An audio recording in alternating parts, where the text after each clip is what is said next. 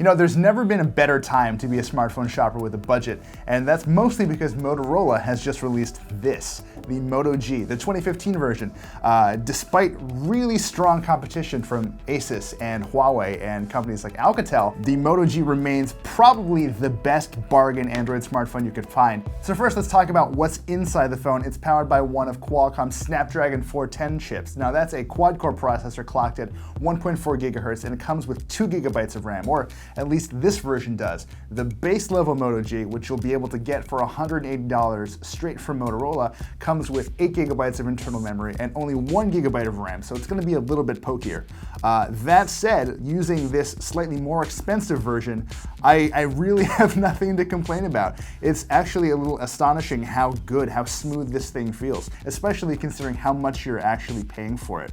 Now, all the horsepower in the world doesn't mean a whole lot if you don't have a half-decent screen to play stuff on, and that's why we've got a 5-inch 720p display here. That might not be too thrilling to you because, as you might know, Motorola's 2014 Moto G also had a 5-inch 720p display, but I really don't have any complaints about this either. Colors are bright and nicely saturated, if a little on the muted side, so if you're like me and you prefer the nice punchy colors of an AMOLED screen, you're gonna want to look elsewhere, but for 180 bucks, this is really not bad. It's actually pretty good for games too, so if you're sitting down for a few rounds of zombie slaying in Dead Trigger 2, you're gonna find that things actually look really crisp and detailed. I cranked up the graphical quality of the game, expecting the worst, and really didn't come out too bad. A little bit of stuttering during cutscenes, but actual gameplay wasn't impacted all that much, so not bad there. Part of that speed is also defined by the software, and Motorola always has taken a light touch with Android. That hasn't changed. We've got what Motorola calls a pure Android experience here. Just to be clear, that doesn't mean Motorola hasn't done anything. This isn't pure stock Android. There are quite a few under the hood improvements, plus a few bits and pieces that Motorola added to sort of make the Moto G a little smarter for your benefit.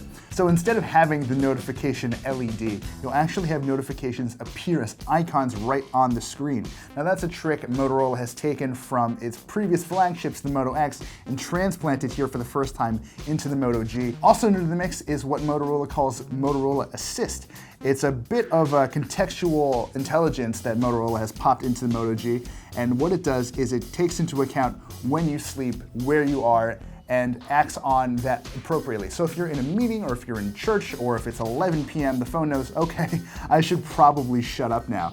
It does take a few moments to set it up the first time just to get your rules the way you like them, but it's generally a pretty painless process, and it's honestly a bit better than having to mash your volume button down when your phone goes off in the middle of church. Now, if you've read our review of the Moto G last year, you'll remember the camera was fine, it's okay, but we're actually working with a much more powerful sensor this time around, and that's because Motorola has basically taken the camera out of its 6-inch Nexus 6 and transplanted it right here into our $180 Moto G.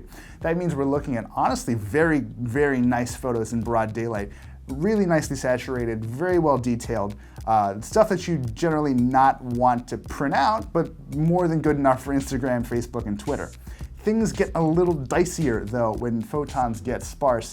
The Nexus 6 wasn't great at low light photography. This is not either. After a while, once it gets dark, your photos will come out probably pretty muddy and blurry. There's an HDR mode that actually does work pretty nicely if you've got the patience to hold yourself really, really still, but aside from that, it's pretty rough sailing on the camera front. Okay, now we're left with one final big question, and that's how long this battery is going to last. If you're anything like me, you'll be texting on and off and sending messages in Slack. I've been able to get a Moto G through that daily grind for about 13 or 14 hours before I have to plug it back in, and that's pretty consistent use. We ran it through our standard Engadget rundown test where the phone loops a 720p video at 50% brightness connected to Wi-Fi until it dies, and it stuck around for about 10 hours and 40 minutes, so pretty good compared to a lot of flagships out there, and definitely better than the 8 or so hours we got out of last year's Moto G. Now, make no mistake, the Moto G is not a perfect phone, but it's about as good a phone as you're going to get for $180. You can tell where Motorola has made its compromises. The screen could be a little better, the camera could have better low light performance, but other than that, Motorola has done a fantastic job of making sure that this phone doesn't make you feel like you're missing out on anything. And that's, well, that's definitely worth the asking price.